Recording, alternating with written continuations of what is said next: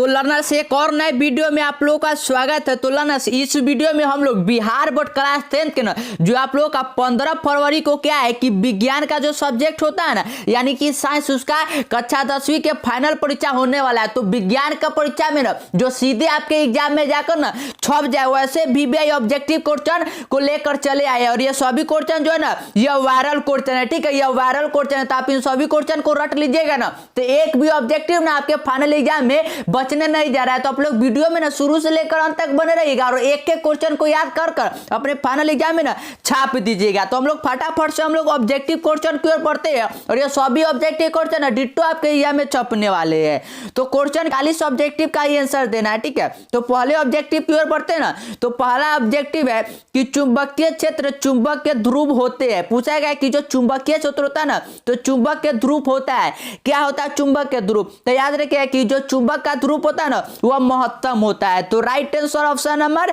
ए हो जाएगा।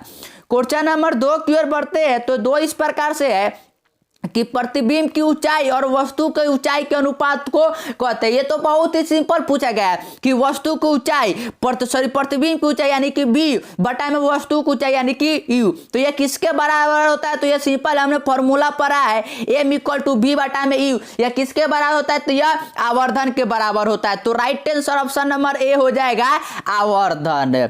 Question number 3 की ओर बढ़ते हैं। तो 3 इस प्रकार से है कि अल्कोहल का अपर्तनांक पूछा गया है कि कितना होता है। तो अल्कोहल का अपर्तनांक ना आप लोग याद कर लीजिएगा कि 1.36 है। कितना होता है? 1.36। आप लोग ना मेरे साथ रिपीट करते चलिए और सभी क्वेश्चन को ना अभी के अभी क्लास में याद कर लीजिए। क्वेश्चन नंबर 4 की ओर बढ़ते हैं। तो 4 इस प्रकार से है कि नेत्र लेंस में समायोजन की क्रिया होता है। जो हमारा नेत्र है ना तो उसमें पूछा गया है कि जो नेत्र लेंस होता है तो उसमें समायोजन की क्रिया होती है। कहां पर होता है? तो समायोजन की क्रिया ना याद रखिए कि जो सिलेरिया हमारा पेशिया होता है ना तो सिलियरी पेशियों द्वारा होता है। क्वेश्चन नंबर 5 की ओर बढ़ते हैं। तो 5 इस प्रकार से है कि प्रत्यावर्ती धारा की आवृत्ति कितनी है। जो प्रत्यावर्ती धारा होता है तो प्रत्यावर्ती धारा यानी कि जो आप लोग AC करंट सुनते हैं अल्टरनेटिंग करंट, तो प्रत्यावर्ती धारा का आवृत्ति कितना होता है? तो प्रत्यावर्ती धारा का ना आवृत्ति याद रखिए कि 50 हर्ट्ज होता है। कितना होता है? 50 हर्ट्ज होता है। क्वेश्चन नंबर 6 की ओर बढ़ते हैं। तो 6 इस प्रकार से है कि फैराडे ने बहुत से क्रांतिकारी खोज की, जिसमें जो फैराडे जी से ना साइंटिस्ट तो उन्होंने क्या किया कि बहुत सारे खोज किया था। तो उन खोजों में से एक खोज का पूछा गया है कि क्या है। ठीक है, तो खोज याद रखिएगा कि पहला तो विद्युत चुंबकीय प्रेरण का करते हैं, साथ ही साथ जो विद्युत अपघटन के नियम होता है उसका भी करते हैं। तो राइट आंसर यहां पर सी हो जाएगा कि A और B दोनों का करते हैं।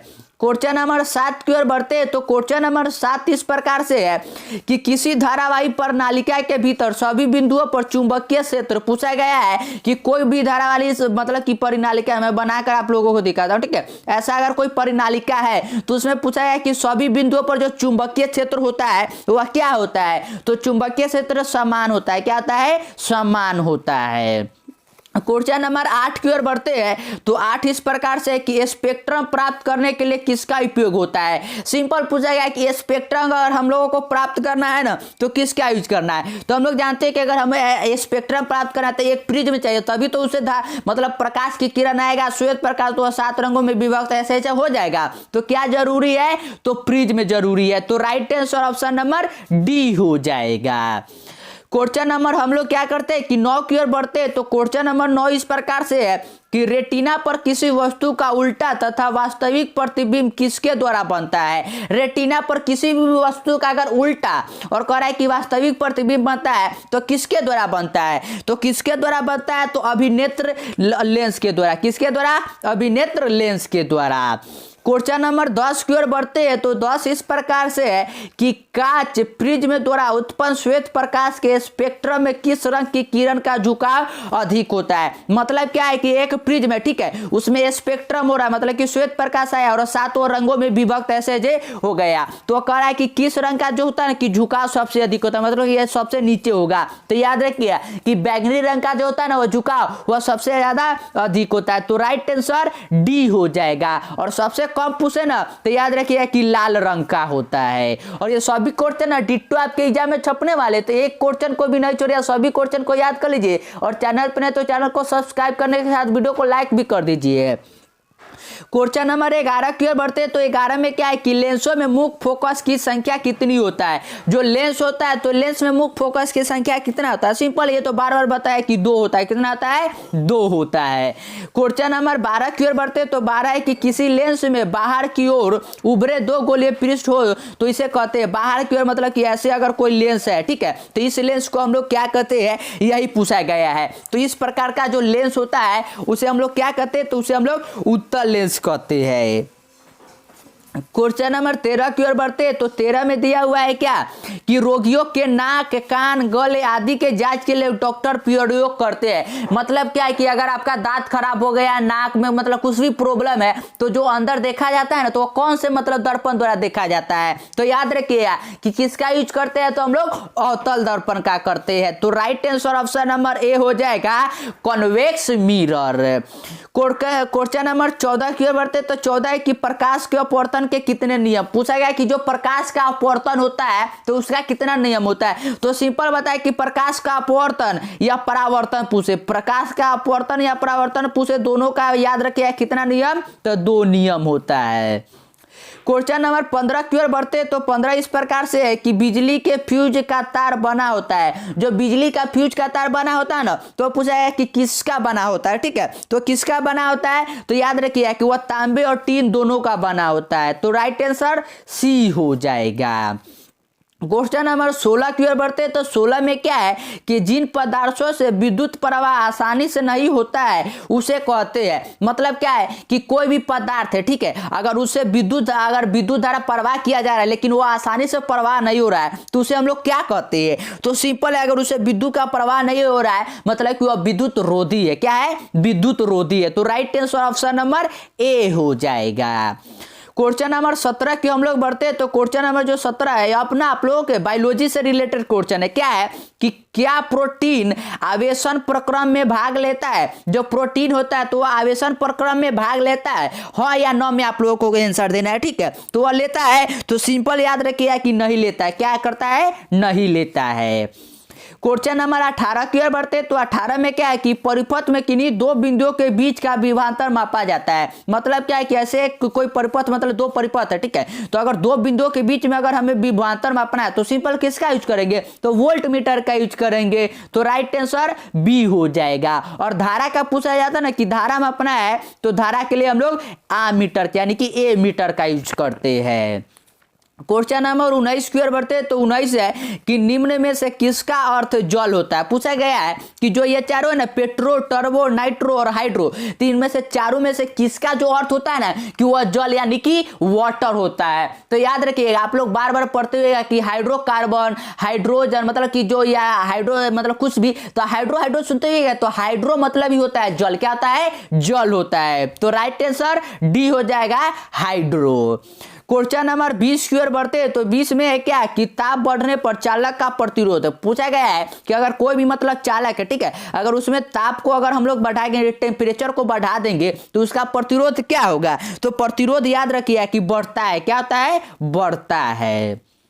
क्वेश्चन नंबर 21 की ओर बढ़ते हैं। तो 21 है क्या कि प्रकाश क्या है। सिंपल पूछा गया कि जो लाइट होता है ना, तो लाइट क्या होता है, तो प्रकाश क्या होता है। तो प्रकाश क्या होता है, तो ये तो सिंपल आप लोग बता सकते हैं कि प्रकाश के कारण ही तो हम वो वस्तुओं को देख पाते हैं। मतलब क्या है कि आंखों को प्रभावित करने वाली ऊर्जा है।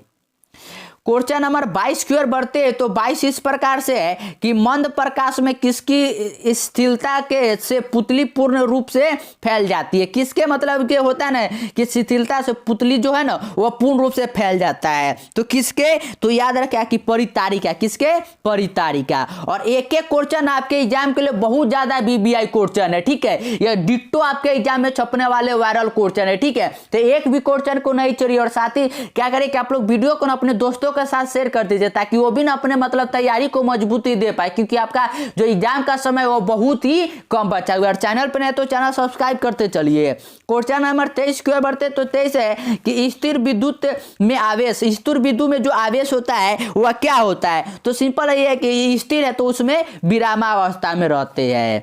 क्वेश्चन नंबर 24 की ओर बढ़ते हैं। तो 24 है क्या कि दूर दृष्टि वाली आंखों को साफ साफ देख सकती है। अगर किसी भी व्यक्ति को दूर दृष्टि हुआ है तो वह क्या देख सकता है, तो दूर दृष्टि हुआ है ना, मतलब कि वह दूर की वस्तुओं को साफ साफ देख सकता है। तो right answer option number A हो जाएगा कि दूर की वस्तुओं को साफ साफ देख सकती है। क्वेश्चन नंबर 25 की ओर बढ़ते तो 25 है कि तालाब का जल कम गहरा दिखाई देने का कारण क्या है। तो सिंपल है कि उसमें क्या है कि अपवर्तन होता है, जिसके कारण जो है ना कि जल का जो गहराई होता है ना वह कम दिखाई देता है। क्वेश्चन नंबर 26 की ओर बढ़ते तो 26 इस प्रकार से है कि मृत्यु के पश्चात कितने घंटे अंदर नेत्र निकाल लेना चाहिए। मतलब क्या है कि कोई भी व्यक्ति होता है ना कि अगर वो मरने वाला होता है तो वह क्या कहता है कि मेरा नेत्र न किसी को दान कर दिया जाए। तो मतलब अगर वह व्यक्ति मर जाता है तो मरने के कितने मतलब कि घंटे के अंदर ना उसका नेत्र जो है ना वह निकाल लेना चाहिए। तो कितने घंटे के अंदर, तो याद रखिए कि 4 या 6 घंटे के भीतर ही आपको निकालना होगा। क्वेश्चन नंबर 27 की ओर बढ़ते तो 27 में क्या है कि नीला तथा हरा प्रकाश से मिलने के किस वर्ण का क्या है कि वर्ण प्रकाश प्राप्त होता है। अगर नीला यानी कि ब्लू और हरा यानी कि ग्रीन बीजी मिल रहा है तो बीजी से कौन सा प्रकाश बनेगा, तो कौन सा बनेगा, तो याद रखिए कि श्यान बनेगा। क्या बनेगा, श्यान। क्वेश्चन नंबर 28 की ओर बढ़ते तो 28 में क्या है कि चुंबकीय क्षेत्र की तीव्रता का मात्रक है। चुंबकीय क्षेत्र की तीव्रता का मात्रक पूछा गया है कि क्या होता है। तो उसका मात्रक याद रखिएगा कि ऑस्टेड भी होता है और साथ ही साथ टेस्ला भी होता है। तो राइट आंसर सी हो जाएगा। क्वेश्चन नंबर 29 की ओर बढ़ते तो 29 में क्या है कि चुंबकीय क्षेत्र रेखा की निकटता बतलाता है। जो चुंबकीय क्षेत्र रेखा होता है तो उसकी निकटता बतलाता है। क्या बतलाता है, उसकी निकटता। तो उसकी निकटता याद रखिए कि क्षेत्र का मान बतलाता है। किसका, क्षेत्र का मान बतलाता है। क्वेश्चन नंबर 30 की ओर बढ़ते हैं तो 30 इस प्रकार से है कि दर्पण की चौड़ाई को कहा जाता है। कोई भी दर्पण है ना, ठीक है, तो दर्पण की चौड़ाई को क्या कहा जाता है, यही पूछा गया है। तो दर्पण की चौड़ाई को याद रखिए कि द्वारक कहा जाता है। क्या कहा जाता है, द्वारक। क्वेश्चन नंबर 31 की ओर बढ़ते हैं तो 31 में क्या है कि वे सभी पदार्थ भस्म कहे जाते हैं जो जल में घुलकर किस प्रकार के आयन देते हैं। तो सिंपल है, वो मतलब भस्म मतलब क्या है कि क्षार। तो आप लोगों ने पढ़ा होगा आर्सेनियम का सिद्धांत। तो वह क्या कहते हैं कि जो जल में घुल कर क्या है कि OH माइनस त्याग करता है वही क्या होता है कि क्षार होता है। तो राइट आंसर ए हो जाएगी कि हाइड्रोक्सिल आयन दान करता है। क्वेश्चन नंबर 32 की ओर बढ़ते हैं तो 32 जो है ना वह इस प्रकार से है कि वैसे लवण जो अम्ल और भस्म से के पूर्ण उदासीकरण से बनते हैं कहे जाते हैं। मतलब कि वह लवण जो अम्ल और भस्म के पूर्ण उदासीकरण से बनते हैं ना तो उसे क्या कहा जाता है, तो उसे जो कहा जाता है ना याद रखिए कि समान लवण कहा जाता है, जनरल सॉल्ट कहा जाता है। क्वेश्चन नंबर 33 की ओर बढ़ते तो 33 में क्या है कि प्रथम कार्बनिक यौगिक यूरिया। जो यूरिया आप लोगों ने खेतों में बहुत बार आप लोग मतलब यूज तो करते ही है, इधर का यूरिया का मार भी पड़ा था। आप लोग देखे कि यूरिया का खपत में अति हो गया था। तो उसका सबसे पहले निर्माण किसने किया था, तो यूरिया का ना निर्माण जो सबसे पहले किया था वह वोहर नामक वैज्ञानिक ने किया था। तो राइट आंसर बी हो जाएगा। क्वेश्चन नंबर 34 की ओर बढ़ते तो 34 है कि कैल्शियम कार्बाइड जल के साथ अभिक्रिया कर देता है। जो कैल्शियम कार्बाइड होता है ना CaCO3 कैल्शियम कार्बाइड, तो पूछा है कि जल के साथ जब H2O के साथ अगर वो अभिक्रिया करता है तो वह क्या देता है, तो वह क्या देता है, तो याद रखिए कि वह एथाइन देता है। क्या देता है, एथाइन। क्वेश्चन नंबर 35 की ओर बढ़ते तो 35 है कि लोहा से जिंक लेपित करने की क्रिया को कहते हैं। लोहा में जंग लगता है ना तो जंग से बचाने के लिए जो जिंक लेपित करते हैं तो उसे क्या कहते हैं, तो सिंपल उसे तो हम लोग गैल्वेनिकरण कहते हैं। क्वेश्चन नंबर 36 की ओर बढ़ते तो 36 में है क्या कि निम्नलिखित में कौन अधिक अभिक्रियाशील है। पूछा गया है कि CuHGAg और Au में कौन चारों में जो है ना कि वो सबसे अभिक्रियाशील है। ठीक है, तो अधिक अभिक्रियाशील चारों में से कौन है, तो याद रखिए कि Cu है यानी कि कॉपर है। और कॉपर का आप लोग क्या करिए कि परमाणु संख्या आप लोग कमेंट सेक्शन में बताइएगा। ठीक है, परमाणु संख्या आप लोग बताइए कि जो Cu यानी कि कॉपर होता है तो इसका परमाणु संख्या कितना होता है। क्वेश्चन नंबर 37 की ओर बढ़ते तो 37 है कि ग्लूकोज के एक अणु में ऑक्सीजन के कितने परमाणु होता है। मतलब जो ग्लूकोज होता है तो एक अणु में ऑक्सीजन का पूछा गया है। तो ग्लूकोज का फॉर्मूला क्या होता है C6H12 और O6। तो ऑक्सीजन तो वही है, वो क्या है, O है। तो O का कितना परमाणु, तो 6 है। तो इसका राइट आंसर जो बनेगा ना वो ऑप्शन नंबर बी बन जाएगा 6। क्वेश्चन नंबर 38 की ओर बढ़ते तो 38 है कि तत्वों के आवर्त सारणी के प्रारंभिक विकास में किसका प्रमुख योगदान है, किसका सबसे प्रारंभिक योगदान माना जाता है। तो सिंपल याद रखिएगा कि मेंडलीव का।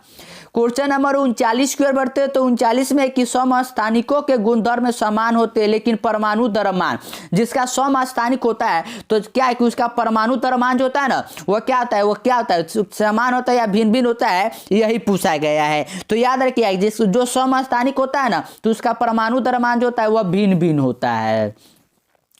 क्वेश्चन नंबर 40 की ओर बढ़ते तो 40 है कि लेड नाइट्रेट तथा पोटेशियम आयोडाइड के विलयन को मिलाने पर अवक्षेप बनता है, इस अवक्षेप का रंग कैसा होता है। तो कैसा इस अवक्षेप का रंग होता है, तो याद रखिए कि श्वेत होता है।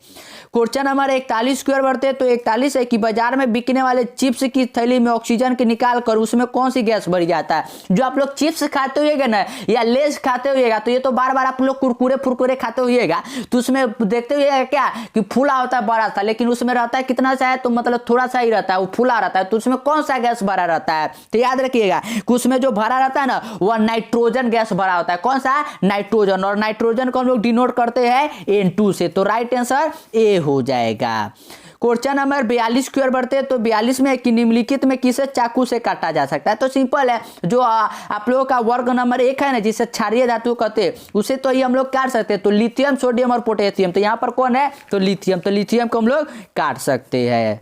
क्वेश्चन नंबर 43 की ओर बढ़ते तो 43 में है कि सीने बार किसका है, इसका सीने बार जो होता है किसका है, तो सीने बार आप लोग बार बार पढ़ते हुए है कि किसका है, तो Hg का। तो राइट आंसर सी हो जाएगा। क्वेश्चन नंबर 44 की ओर बढ़ते हैं तो 44 है कि रासायनिक अभिक्रिया के दौरान किसी पदार्थ में ऑक्सीजन का ह्रास कहलाता है। जब रासायनिक अभिक्रिया होता है ना तो उसमें ऑक्सीजन का अगर ह्रास हो रहा है, मतलब कि ऑक्सीजन का उसमें मतलब कि व्यय हो रहा है, तो उस अभिक्रिया को क्या कहा जाता है, तो उस अभिक्रिया को अपचयन कहते हैं। क्वेश्चन नंबर 45 की ओर बढ़ते तो 45 में है क्या कि एल्युमिनियम पर मोटी ऑक्साइड की परत बनाने की प्रक्रिया को क्या कहते हैं। तो एल्युमिनियम पर जब मोटी परत बनता है ना तो जैसे कि लोहा पर चढ़ाते हैं तो उसे हम लोग क्या कहते हैं, तो उसे गैल्वेनीकरण आप लोगों को बता दिया है। तो लेकिन जब एल्युमिनियम पर चढ़ता है ना तो उसे एनोडीकरण कहते हैं। क्या कहते हैं, एनोडीकरण। क्वेश्चन नंबर 46 की ओर बढ़ते तो 46 में है कि निम्नलिखित में कौन ऑक्सीकारक है, चारों में कौन ऑक्सीकारक है। तो ऑक्सीकारक कौन है, तो H2S है। कौन है, H2S। क्वेश्चन नंबर 47 की ओर बढ़ते तो 47 इस प्रकार से है कि कौन सा कार्बन यौगिक सबसे अधिक अभिक्रियाशील है। इन चारों में कौन सा है जो ना कि सबसे अधिक अभिक्रियाशील है। तो सबसे अधिक अभिक्रियाशील जो है ना वह C2H4 है, C2H4। क्वेश्चन नंबर 48 की ओर बढ़ते तो 48 है कि किसी कोष में इलेक्ट्रॉनों की अधिकतम संख्या होता है। तो परमाणु के किसी भी कोष में अगर इलेक्ट्रॉन का जो अधिकतम संख्या होता है उसका क्या होता है कि होता है 2n²। तो राइट आंसर बी हो जाएगा। क्वेश्चन नंबर 49 की ओर बढ़ते तो 49 है कि डाइमिथाइल ईथर C2H6O का IUPAC नाम क्या है। पूछा गया कि जो डाइमिथाइल ईथर होता है ना तो इसका IUPAC नाम क्या होता है। तो इसका IUPAC नाम याद रखिए कि मिथॉक्सी मीथेन होता है। क्या था, मिथॉक्सी मीथेन। और क्वेश्चन नंबर जो 50 है तो क्वेश्चन नंबर 50 है कि मेंडल ने मटर में कितने गुणों पर कार्य किया था। जो मेंडल थे ना तो उन्होंने कितने गुणों पर मटर के काम किया था, आनुवांशिकता वाला में आप लोगों ने पढ़ा होगा। तो इसका आंसर आप लोग क्या करिएगा कि कमेंट सेक्शन में बताइएगा। क्वेश्चन नंबर 50 और जो मैंने पूछा है कि उसका परमाणु संख्या उसका आप लोग बताइएगा, ठीक है। और आप लोग लगातार पढ़ते रहिए क्योंकि आपको एग्जाम का है ना वो समय बहुत ही कम बचा है। और चैनल पे नहीं तो चैनल सब्सक्राइब कर लीजिए और दोस्तों के साथ वीडियो को शेयर भी कर दीजिए।